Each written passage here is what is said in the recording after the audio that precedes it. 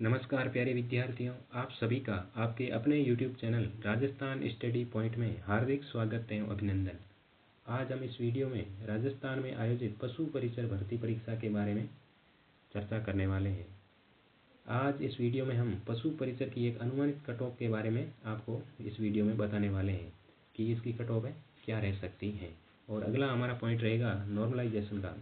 अगर नॉर्मलाइजेशन की प्रक्रिया होगी तो कौन से बच्चों को और कौन सी शिफ्ट के बच्चों को कितना फ़ायदा होगा और कितना नुकसान होने वाला है, इन बिंदु पर भी हमें चर्चा करने वाले हैं। और अगला हमारा जो पॉइंट रहेगा वो रहेगा पदवर्दी। पदवर्दी से कट ऑफ में कितना फेरबदल होने वाला है, इसके ऊपर भी हमें चर्चा करने वाले हैं। और अगला हमारा पॉइंट रहेगा वो है रिजल्ट के बारे में कि इस भर्ती परीक्षा का है वो रिजल्ट है वो कितने दिनों में आने वाला है, क्योंकि परीक्षा हुए लगभग तकरीबन 3 महीने बीत चुके हैं। तो इसका रिजल्ट भी इसी के बारे में भी हमें बात करने वाले हैं। तो चलिए सेशन की शुरुआत करते हैं। सेशन को शुरू करें उससे पहले आप सभी से निवेदन है कि इस वीडियो को ज़्यादा से ज़्यादा अपने दोस्तों मित्रों तक शेयर करिएगा। और अगर चैनल पर पहली बार विजिट किए हो तो चैनल को सब्सक्राइब करना भी ना भूलें। तो चलिए, पहला पॉइंट है कि पदों की संख्या बढ़ने से कितना कट ऑफ में उलटफेर होने वाला है।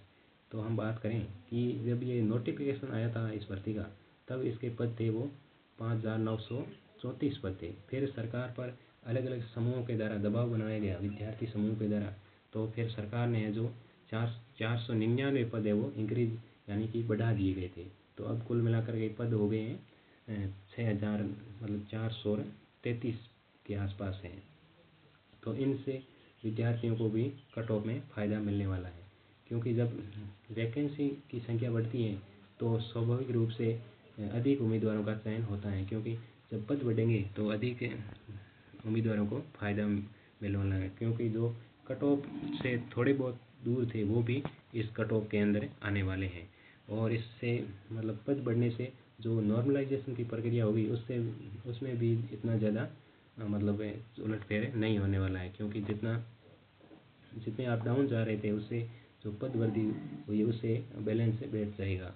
और अगर हम मेरिट लिस्ट की बात करें तो जो विद्यार्थी मेरिट लिस्ट से बाहर जा रहे थे वो भी इस पद वृद्धि से मतलब मेरिट लिस्ट के अंदर आने की पूरे चांस बन गए हैं। और आरक्षण के जो भी अलग अलग कैटेगरी हैं उसमें भी फ़ायदा होने वाला है।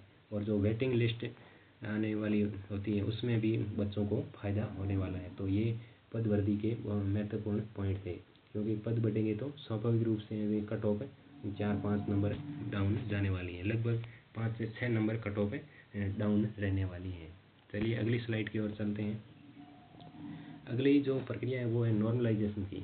नॉर्मलाइजेशन की प्रक्रिया तब अपनाई जाती है जब अलग अलग शिफ्टों में पेपरों का आयोजन करवाया जाता है, क्योंकि अलग अलग शिफ्टों में अगर हम पेपर का आयोजन करवाएंगे तो उनका जो लेवल है वो अप डाउन हो जाता है, मतलब ऊपर नीचे हो जाता है। तो इससे क्या है, मतलब विद्यार्थियों के अंक हैं वो असंतुलित हो जाते हैं।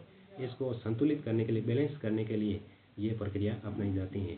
और इस प्रक्रिया में हम देखें तो जिस शिफ्ट का पेपर कठिन था उस शिफ्ट के विद्यार्थियों को थोड़ा बहुत फ़ायदा मिलने वाला है। हालांकि इतना ज़्यादा भी फ़ायदा नहीं है, मतलब 7 से 8 नंबर का फ़ायदा रहने वाला है।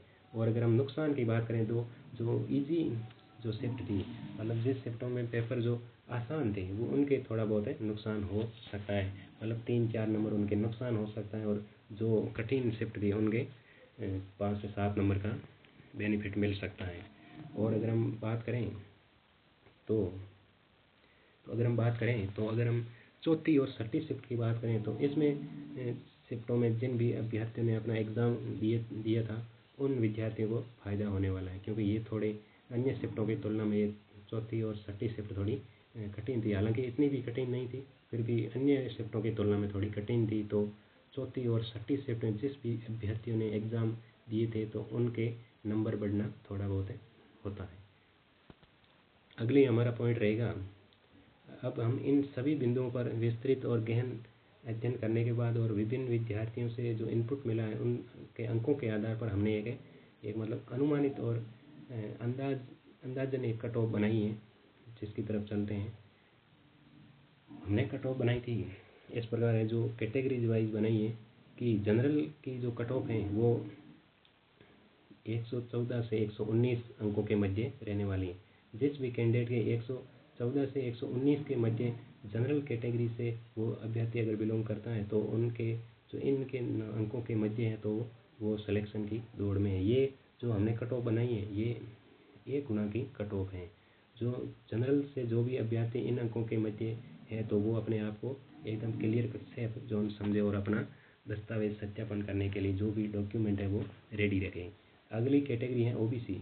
ओबीसी की अगर हम बात करें तो इस कैटेगरी में अगर 109 से 116 के मध्य जिस भी कैंडिडेट के अंक बन रहे हैं तो वो अपने आप को सेफ जोन में समझे और अपना डॉक्यूमेंट रेडी रखें। अगला अगर हम बात करें अगली कैटेगरी तो वो है ईडब्ल्यूएस। ईडब्ल्यूएस की अगर हम बात करें तो जिस अभ्यर्थी के 105 से 109 के बीच इन अंकों के मध्य जिस भी अभ्यर्थी के अंक बन रहे हैं वो अपने आप को अपने दस्तावेज सत्यापन के लिए तैयार रखें। और अगर हम एससी की बात करें तो वो एससी की बात करें तो 100 के 110 के मध्य जो भी अभ्यर्थी हैं मतलब 100 से 110 के मध्य जिस भी कैंडिडेट के अंक बन रहे हैं तो वो अभ्यर्थी अपने आप को दस्तावेज डॉक्यूमेंट है वो वेरिफिकेशन करने के लिए अपने आप को प्रिपेयर कर लें। अगला अगर हम बात करें अगली कैटेगरी एसटी तो इसमें 95 से मतलब 95 से 103 के मध्य जो भी अभ्यर्थी हैं वो अपने आप को तैयार रहें मतलब दस्तावेज सत्यापन करवाने के लिए। अगर हम एमबीसी की बात करें तो एमबीसी में जो भी अभ्यर्थी 103 से 108 के मध्य जिस भी कैंडिडेट के नंबर इन अंकों के मध्य है या 1-2 अप डाउन भी है तो भी वो अभ्यर्थी अपने आप को सेफ जोन में समझे। ये एक हमने कट ऑफ बताई है, ये एक अनुमान मात्र है। हमने विभिन्न विद्यार्थियों के अंकों के आधार पर ये तैयार की है। हालांकि 2-3 नंबर अप डाउन हो सकता है, क्लियर नहीं है कि ये कट ऑफ रहे, फिर भी ये इसी के इर्द गिर्द कट ऑफ का कांटा है वो रुकने वाला है, ये हम आपको विश्वास से दिला सकते हैं। तो ये हमारी कट ऑफ थी। तो आप भी हमारे कमेंट बॉक्स में कमेंट करिए कि आपके कितने नंबर बन रहे हैं और किस शिफ्ट में बन रहे हैं, तो हम आपके कमेंटों का जवाब देंगे। तो चलिए अब हमारा अगला पॉइंट है कि इसका जो रिज़ल्ट है वो कब तक आने वाला है। तो इसका रिज़ल्ट है वो क्योंकि ये भर्ती हुई तकरीबन 3 महीने बीत चुके हैं, क्योंकि ये 1 से 3 दिसंबर के मध्य इसका एग्ज़ाम है वो आयोजित करवाया गया था। तो आज तारीख हो गई है 3 मार्च, मतलब लगभग 3 महीने बीत चुके हैं। तो अब इसके रिज़ल्ट की इतना रिज़ल्ट अब डिले नहीं होने वाला है, क्योंकि अब इसका रिज़ल्ट है वो इस मार्च महीने के अंदर अंदर आने की पूरी संभावना है।